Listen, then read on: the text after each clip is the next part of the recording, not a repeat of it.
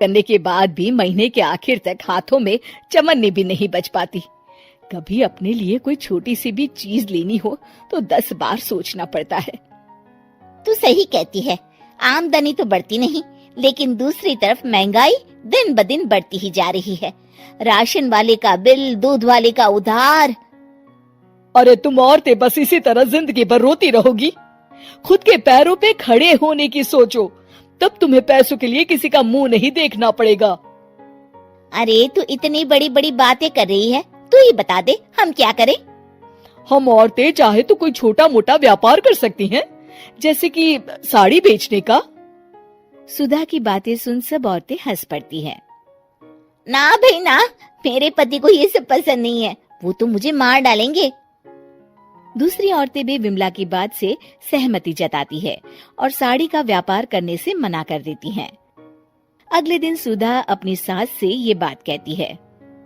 बस अब यही काम रह गया था, सारा दिन यही सब सोचती रहती हो। अरे बढ़िया आई साड़ी बेचने वाली। तभी वहाँ सुधा का पति विवेक आता है।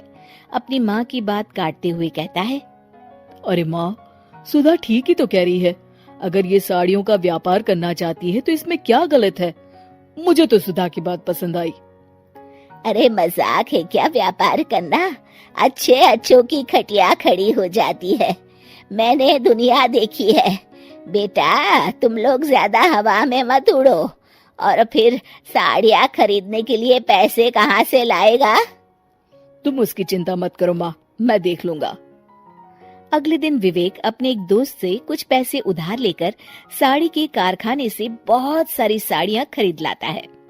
ये लो सुधा, तुम्हारा ऑनलाइन अकाउंट बन गया है। अब लोग घर बैठे तुमसे साड़ियाँ खरीद सकते हैं। ये तो बहुत अच्छी बात है। हाँ, और इतना ही नहीं, मैंने इसमें सभी नई डिजाइन की साड़ियों की फोटो भी अपलोड कर दी है। अब बस तुम देखती जाओ। कुछ दिनों के बाद, नमस्ते, मुझे सुधा जी से मिलना है।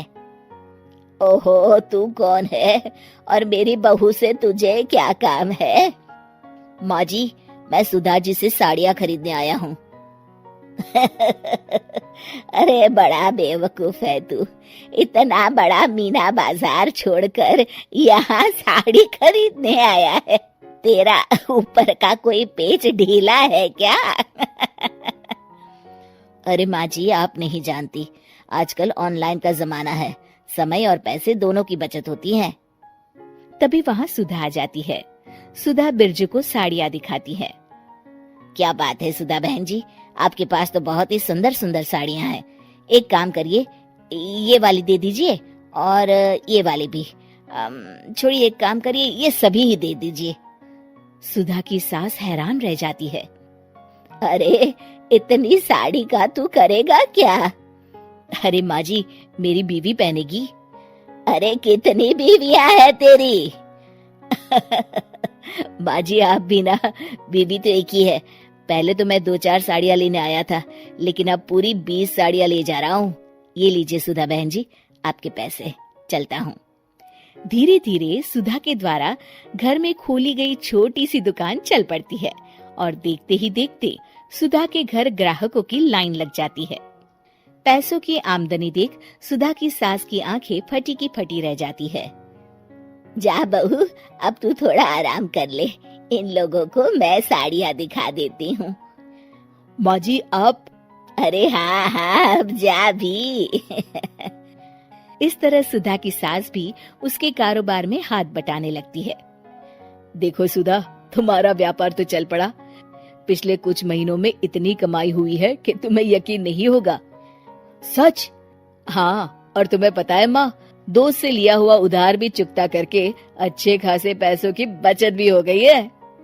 सुधा की सास अपनी बहू और बेटी की कामयाबी पर बड़ा खुश होती है। बहू की तरक्की देख के मैं बहुत खुश हूँ बेटा।